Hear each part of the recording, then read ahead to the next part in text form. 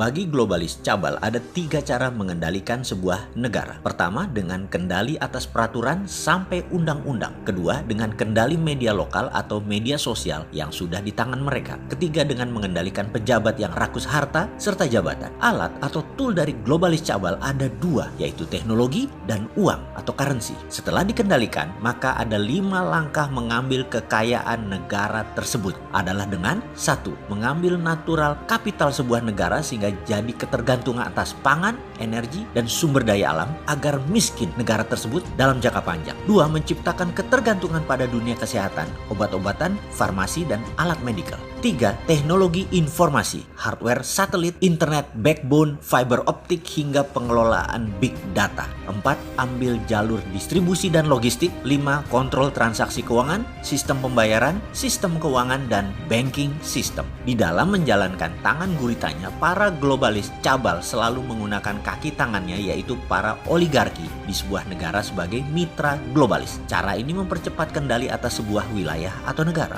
Lalu ada lagi senjata tekan mereka, yaitu kendali sistem keuangan dan uangnya atau investasi. Efek ini membuat banyak negara terkunci, tak berkutik. Juga manusia di dunia ini ternyata hanya 7% yang bisa meminjam uang di bank karena jaminannya harus lebih besar daripada pinjamannya. Kemudian hanya 30% manusia di dunia ini yang mempunyai tabungan di bank. Sisanya tak ada akses keuangan. Langkah berikutnya adalah membuat strategi agar manusia terjerat keuangannya dengan sistem menggunakan uang di muka yang ditarik sekarang untuk kebutuhan konsumsi dengan kredit card dan pinjaman online fintech lending. Sebelum COVID dijalankan oleh mereka, para globalis cabal ini, fintech dan kartu kredit pasti disebar gila-gilaan agar banyak yang pakai dan sudah mulai mencicil bayarannya. Lalu dibikin banyak yang tidak kuat. Lihat 3 bulan dari sekarang, September tahun ini misalnya, banyak yang akan menjerit kejepit hutang. Ini strategi membuat manusia di piramida di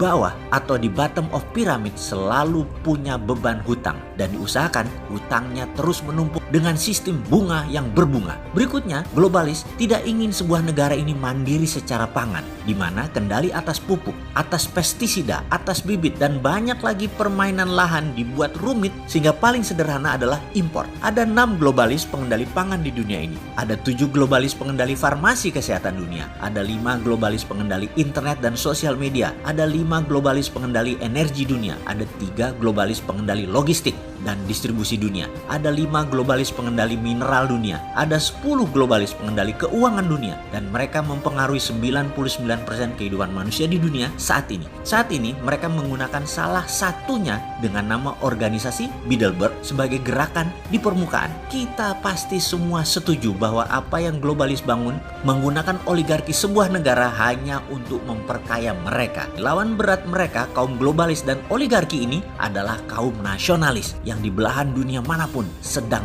terjepit. Seperti misalnya di Iran, Turki adalah contoh negara nasionalis yang lama ditekan. Lalu ada manusia aneh macam Trump yang ingin mengendalikan Amerika bertaring sekali lagi seperti zaman Ronald Reagan. Amerika zaman Ronald Reagan mengalahkan Soviet dan pegang kendali dunia secara utuh. Inilah yang akan dilakukan Trump saat ini. Hajar globalis, hajar komunis Tiongkok. Amerika harus kembali bertaring. Kalau dulu komunisnya Soviet dan globalis masih main di dalam Amerika, sejak 2 tahun lalu globalis mulai gerah dengan polahnya Trump. Dalam 3 tahun ini dunia dibuat compang-camping oleh Trump. Maka disinilah Indonesia harus bermain cantik. Indonesia harus baca kekuatan lawan, baca langkah lawan, cari kelemahan lawan, cari kelemahan Tiongkok, cari kelemahan Amerika, cari kelemahan globalis. Secara ekonomi kita harus atur strategi. Sayang kalau peluang seperti ini saat dunia lagi kacau, Indonesia tidak bisa bermain dan tidak ambil peluang. Saya gregetan banget dengan pejabat yang tidak melihat semua ini sebagai peluang membuat Indonesia berdaulat. Apalagi pejabat yang pegang ego ilmunya demikian kukuh. Demi apa sih kalian begini? Mengapa ngotot mempertahankan pendapat bahwa apa yang di luar Anda itu salah?